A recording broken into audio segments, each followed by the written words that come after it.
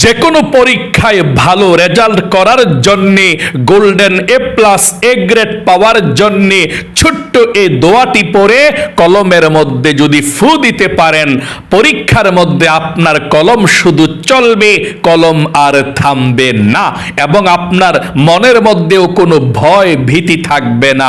সাহসের সাথে লিখতে পারবেন, প্রত্যেকটা প্রশ্নের উত্তর এই কলম দিয়ে সঠিকভাবে লিখতে পারবেন। এত পাওয়ারফুল শ্রেষ্ঠ দোয়া এটি। এই আমলটি যারা পরীক্ষা আপনারা দিবেন, যে কোনো পরীক্ষা হোক, এসএসসি, এইচএসসি, অথবা কোনো ভার্সিটির পরীক্ষা হোক, অথবা কোনো ছোট্ট সোনামণির প্রাইমারি স্কুল অথবা বৃত্তি পরীক্ষা হোক, অথবা কোনো বন্ধুর ভাই বন্ধুর যদি স্কুলে হাই স্কুলের পরীক্ষা হোক, যেই কোনো পরীক্ষার জন্যে আপনি এই কলম পড়াটা এভাবে আপনি নিজেও পড়ে ফু দিতে পারবেন এই কলমের মধ্যে, অথবা আপনার মা বাবা ভাই বোন যে কোনো একজনকে দিয়ে আপনি এই কলমগুলো পড়াইতে পারেন।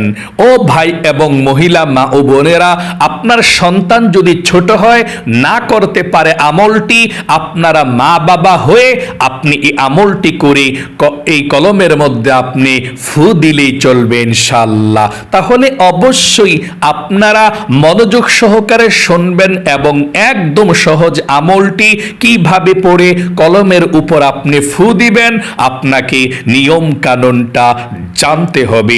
মনে রাখবেন, অনেক ভালো ভালো স্টুডেন্ট আছে, তারা কিন্তু ক্লাসের পড়া ক্লাসে দিতে পারে, স্কুলে কলেজে ভার্সিটিতে খুব সুন্দর পড়া পারে, কিন্তু যখন দেখা যায় পরীক্ষার মধ্যে যায়, কিন্তু পরীক্ষার মধ্যে গেলে কোনো কিছু স্মরণ থাকে না, মনে থাকে না, মন এদিক সেদিক ঘুরতে থাকে। তাহলে আল্লাহর রহমত লাগে পরীক্ষার মধ্যে। আপনি যদি এই আমলটি করে কলমের মধ্যে ফু দিতে পারেন এবং পরীক্ষার মধ্যে আপনি কিভাবে যাবেন, কোন দোয়াটি পড়ে আমি বলে দেব, তাহলে আপনার মন মস্তিষ্ক দৃঢ় থাকবে, পরীক্ষার প্রতি মনোযোগ থাকবে, আপনার মন এদিক সেদিক আর শয়তানে ঘুরাতে পারবে না, আপনি পরীক্ষার মধ্যে গোল্ডেন A+ এ গ্রেড ভালো রেজাল্ট করতে পারবেন। এই দোয়াটি খুবই পরীক্ষিত। যারাই এই দোয়াটি পড়ে কলমের মধ্যে ফু দিয়ে ওই কলম দিয়ে লিখে পরীক্ষা দিয়েছে, তারাই ভালো ফার্স্ট ডিভিশন ভালো ফলাফল করেছে, গোল্ডেন A+ এবং এ গ্রেড ভালো ভালো রেজাল্ট করেছে। আপনিও করবেন, শুধুমাত্র নিয়ম কানুনটা জেনে শুনে ছোট দোয়াটি পড়ে আপনি ফু দিবেন ইনশাআল্লাহ। প্রিয় দিনী ভাই এবং মহিলা মা ও বোনেরা, আপনাদের সন্তান যদি পরীক্ষা দেয়, অথবা অনেক ভাই বোনেরা ভিডিওটি দেখছেন পরীক্ষার্থী, আপনি নিজেও এই আমলটি করতে পারেন। কোরআনুল কারীমের মধ্যে কিন্তু সব আল্লাহ রাব্বুল আলামিন রেখে দিয়েছেন, আপনি বিশ্বাসের সহিত আমল করতে হবে।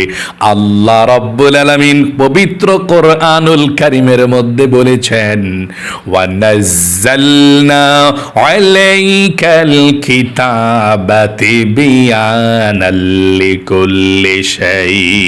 এমন কোনো বিষয় নাই যে আল্লাহ কোরআনুল কারীমের মধ্যে রেখে দেয় নাই।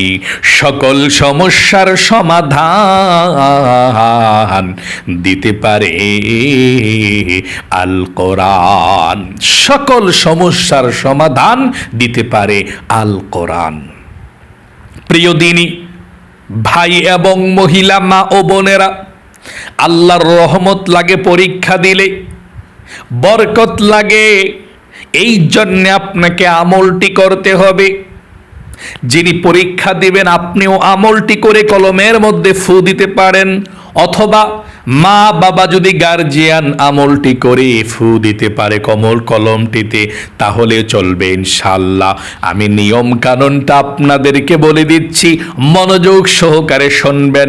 এই আমলটি করতে হলে আপনাকে সর্বপ্রথম পবিত্রতা অর্জন করতে হবে, সুন্দর করে আপনাকে ওযু করতে হবে। নবীজি বলেছেন, ওযু করার পূর্বে আপনি বিসমিল্লাহির রহমানির রহিম পাঠ করবেন।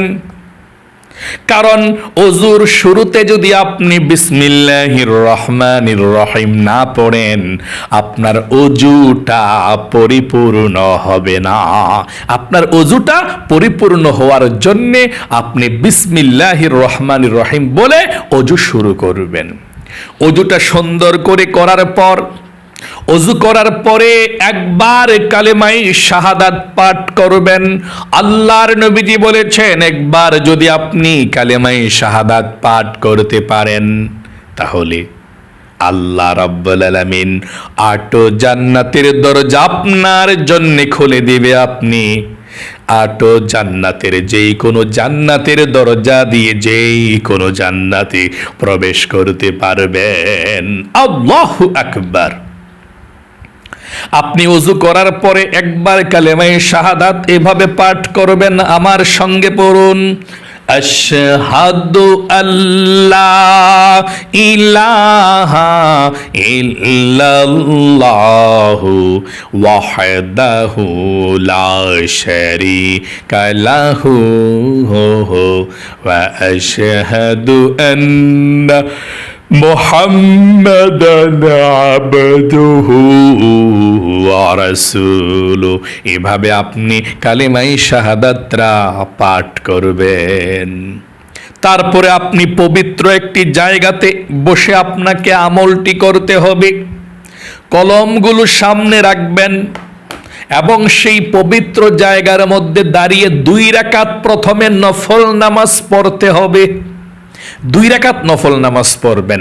অন্যান্য 2 রাকাত নফল নামাজ যেভাবে পড়েন ঠিক সেভাবে নফল নামাজটা পড়বেন। অন্য কোনো নিয়ম নাই। মনে করেন যে নিয়তটা এভাবে করবেন, আমি কিবলামুখী হয়ে 2 রাকাত নফল নামাজ আদায় করছি, আল্লাহু আকবার। নিয়তটা বেঁধে আপনি সানা পড়বেন প্রথমে এভাবে, সুবহানাকাল্লাহুম্মা ওয়া বিহামদিকা ওয়া তাবারাকা ইসমুকা ওয়া তাআলা জাদ্দুকা ওয়া লা ইলাহা গায়রুক। তারপর আউযু বিল্লাহ এবং বিসমিল্লাহ পড়বেন এভাবে, আউযু বিল্লাহি মিনাশ শাইতানির রাজিম বিসমিল্লাহির রহমানির রহিম। তারপর সূরা ফাতিহা মানে আলহামদু সূরাটা পড়বেন পুরাটা, পড়ে আমিন পর্যন্ত পড়ে বিসমিল্লাহির রহমানির রহিম পড়ে আপনি যে সূরাটা ভালো পারেন সে সূরাটা পড়বেন। আলাম তারা বালি ইলাফি কুরাইশ বা আরাইতাল্লাযী, যে সূরাটা ভালো পারেন সে সূরাটা পড়বেন। অন্যান্য নামাজও যেভাবে পড়েন ঠিক সেভাবেই পড়বেন। পরে আপনি রুকুতে চলে যাবেন আল্লাহু আকবার বলে। রুকুতে গিয়ে 3 বার পড়বেন সুবহান রাব্বিয়াল আযীম, সুবহান রাব্বিয়াল আযীম, সুবহান রাব্বিয়াল আযীম। রুকু থেকে উঠিবার সময় সামি আল্লাহু লিমান হামিদা বলে সোজা হয়ে দাঁড়িয়ে রব্বানা লাকাল হামদ পড়বেন। তারপর সেজদায় চলে যাবেন আল্লাহু আকবার বলে। সেজদায় 3 বার পড়বেন সুবহান রাব্বিয়াল আ'লা, 3 বার পড়বেন। 3 বার পড়ে আল্লাহু আকবার বলে 2 সেজদার মাঝখানে বসবেন। 2 সেজদার মাঝখানে বসে সোজা হয়ে দেরি করে তারপর আবার সেজদার মধ্যে চলে যাবেন আল্লাহু আকবার। সেজদায় গিয়ে আবারও 3 বার পড়বেন সুবহান রাব্বিয়াল আ'লা, সুবহান রাব্বিয়াল আ'লা, সুবহান রাব্বিয়াল আ'লা। তারপর দ্বিতীয় রাকাতের জন্য দাঁড়িয়ে যাবেন আল্লাহু আকবার বলে। তারপর দাঁড়িয়ে বিসমিল্লাহির রহমানির রহিম পড়ে আলহামদু সূরাটা পড়বেন। তারপর বিসমিল্লাহির রহমানির রহিম পড়ে আপনি কুল হুয়াল্লাহ সূরাটা পড়বেন। পড়ে আপনি রুকুতে চলে যাবেন আল্লাহু আকবার বলে। রুকুতে 3 বার পড়বেন সুবহান রাব্বিয়াল আযীম, তারপর সামি আল্লাহু লিমান হামিদা বলে সোজা হয়ে দাঁড়াইবেন, রব্বানা লাকাল হামদ বলবেন দাঁড়িয়ে, তারপর সেজদায় চলে যাবেন আল্লাহু আকবার বলে। সেজদায় গিয়ে 3 বার পড়বেন সুবহান রাব্বিয়াল আ'লা, সুবহান রাব্বিয়াল আ'লা, সুবহান রাব্বিয়াল আ'লা, তারপর আল্লাহু আকবার বলে 2 সেজদার মাঝখানে সোজা হয়ে বসে একটু দেরি করবেন। তারপর সেজদায় আবারও চলে যাবেন আল্লাহু আকবার বলে। সেজদা গিয়ে 3 বার পড়বেন সুবহান রাব্বিয়াল আ'লা, সুবহান রাব্বিয়াল আ'লা, সুবহান রাব্বিয়াল আ'লা, তারপর আল্লাহু আকবার বলে আপনি 2 রাকাত হলো বসে আপনি এখন আত্তাহিয়াতু পড়বেন এভাবে, আত্তাহিয়াতু লিল্লাহি ওয়াস সালাওয়াতু ওয়াত তাইয়্যিবাত, আসসালামু আলাইকা আইয়ুহান নাবিয়্যু ওয়া রাহমাতুল্লাহি ওয়া বারাকাতুহু, আসসালামু আলাইনা ওয়া আলা ইবাদিল্লাহিস সালিহিন, আশহাদু আল লা ইলাহা ইল্লাল্লাহু ওয়া আশহাদু আন্না মুহাম্মাদান আবদুহু ওয়া রাসূলুহু। তারপর দুরূদ শরীফ পড়বেন, আল্লাহুম্মা সাল্লি আলা মুহাম্মাদি ওয়া আলা আলি মুহাম্মাদ কামা সাল্লাইতা আলা ইব্রাহিম ওয়া আলা আলি ইব্রাহিম ইন্নাকা হামিদুম মাজিদ, আল্লাহুম্মা বারিক আলা মুহাম্মাদি ওয়া আলা আলি মুহাম্মাদ কামা বারাকতা আলা ইব্রাহিম ওয়া আলা আলি ইব্রাহিম ইন্নাকা হামিদুম মাজিদ।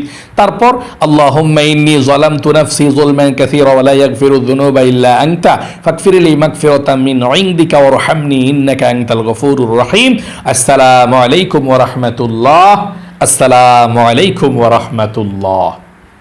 এভাবে আপনি 2 রাকাত নামাজের সালাম ফিরাবেন। এভাবে নফল নামাজ পড়ে সালাম ফিরাইয়া আস্তাগফিরুল্লাহ আস্তাগফিরুল্লাহ পড়লেন। এখন আপনি 2 রাকাত নফল নামাজ আপনার হয়ে গেল, আপনি কলমগুলো সামনে রাখবেন। এখন এই দোয়াগুলো পড়ে কলমগুলোর মধ্যে ফু দিবেন। 1 নম্বরে 2 রাকাত নফল নামাজ পড়ার পর কলমগুলো সামনে রেখে 1 নম্বরে আপনি প্রথমে 10 বার ইস্তিগফার পাঠ করবেন, ছোট ইস্তিগফারের দোয়াটি এভাবে, আস্তাগফিরুল্লাহ, এক শ্বাসে একবার, আস্তাগফিরুল্লাহ আস্তাগফিরুল্লাহ আস্তাগফিরুল্লাহ 10 বার পাঠ করবেন। 2 নম্বরে নবীজির প্রেম ভালোবাসা মনের মধ্যে নিয়ে ছোট দুরূদ শরীফটি 10 বার পড়বেন এইভাবে, সাল্লাল্লাহু আলাইহি ওয়াসাল্লাম সাল্লাল্লাহু আলাইহি ওয়াসাল্লাম সাল্লাল্লাহু আলাইহি ওয়াসাল্লাম এভাবে 10 বার পড়বেন। 3 নম্বরে 111 বার এই ছোট দোয়াটি পড়বেন, আল্লাহর শেখানো দোয়াটি, রব্বি জিদনি ইলমা রব্বি জিদনি ইলমা রব্বি জিদনি ইলমা রব্বি জিদনি ইলমা 111 বার পড়বেন। কম যাতে না হয়, 1 বার 2 বার বেশি হলে সমস্যা নেই, কম যাতে না হয় 111 বার পড়বেন এই রব্বি জিদনি ইলমা রব্বি জিদনি ইলমা এভাবে 111 বার। 4 নম্বরে আবারও প্রথমের মতো দুরূদ শরীফ পাঠ করবেন 10 বার, সাল্লাল্লাহু আলাইহি ওয়াসাল্লাম সাল্লাল্লাহু আলাইহি ওয়াসাল্লাম 10 বার সর্বশেষ দুরূদ শরীফ পড়ে কলমের মধ্যে আপনি 3টা ফু দিবেন এভাবে, বিসমিল্লাহির রহমানির রহিম বিসমিল্লাহির রহমানির রহিম বিসমিল্লাহির রহমানির রহিম এভাবে 3টা ফু দিবেন। আপনার যতগুলো কলম আছে ততগুলো কলম আপনি এভাবে পড়িয়ে ফেলবেন, সবগুলো একসঙ্গে নিয়ে। যদি পরীক্ষার মাঝখানে আবার কলম শেষ হয়ে যায় আবার এভাবে পড়িয়ে নেবেন, কোনো সমস্যা নেই। তারপরে আপনি এই কলমটা পড়িয়ে সুন্দর করে কলমটা রাখবেন, রেখে আপনি আল্লাহর কাছে মুনাজাত করবেন, আল্লাহুম্মা আমিন বলে মুনাজাত করে আল্লাহর কাছে আপনি বলবেন, প্রথমে আল্লাহুম্মা আমিন বলে 3 বার বলবেন, ইয়া যাল জালালি ওয়াল ইকরাম ইয়া যাল জালালি ওয়াল ইকরাম ইয়া যাল জালালি ওয়াল ইকরাম বলে আপনি আল্লাহকে বলবেন, আল্লাহ যদি আপনি নিজে পরীক্ষা দেন, আপনি নিজে আমলটি করেন, এভাবে বলবেন, আল্লাহ আমি তো পরীক্ষা দিতেছি, আল্লাহ পরীক্ষা দেব, ও আল্লাহ আমি যাতে পরীক্ষাটা সুন্দরভাবে দিতে পারি, ভালো রেজাল্ট করতে পারি, এই কলমগুলো দিয়ে যাতে সুন্দর করে লিখতে পারি, সাহসের সাথে তোমার নবীজির উসিলায় তুমি কবুল করো, আল্লাহ এই আমলের উসিলায় কোরআনের উসিলায় তুমি কবুল করো, আমি যাতে সুন্দর করে পরীক্ষা দিতে পারি, আমি যাতে ভালো রেজাল্ট করতে পারি, আল্লাহ আমার মেধা শক্তি স্মৃতি শক্তি তুমি বাড়িয়ে দাও, এভাবে বলবেন। যদি মা বাবা ছেলে সন্তানের জন্য আমলটি করে, ছেলের জন্য মেয়ের জন্য আমলটি করে আল্লাহর কাছে বলবেন, আল্লাহ আমার ছেলের জন্য অথবা আমার মেয়ের জন্য আমি আমলটি করেছি, ও আল্লাহ আমার ছেলে আমার মেয়ে যাতে পরীক্ষায় সুন্দর করে রেজাল্ট করতে পারে, এই কলমগুলো দিয়ে যাতে সুন্দর করে সাহসের সাথে তোমার রহমতে সুন্দরভাবে লিখতে পারে, প্রত্যেকটা প্রশ্নের উত্তর সঠিকভাবে দিতে পারে, আল্লাহ তুমি সেই তৌফিক দিও। এভাবে আপনি আল্লাহর কাছে বলবেন, বলতে থাকবেন, আল্লাহ সাহসের সাথে সাথে সুন্দর করে পরীক্ষা দিতে পারে সেই তৌফিক দিও। নবীজির উসিলায় দোয়াকে কবুল করো, এই আমলের উসিলায় দোয়াকে কবুল করো, আপনি সুন্দর করে বললেন। তারপর আপনি সবার জন্য দোয়া করলেন, করে মুনাজাত শেষ করবেন। আশা করি বুঝতে পেরেছেন। এভাবে আপনি আমলটি, যে কেউ আমলটি করতে পারেন, শুধু মুনাজাতের মধ্যে বলে দিবেন আল্লাহর কাছে যে কার জন্য আপনি আমলটি করেছেন।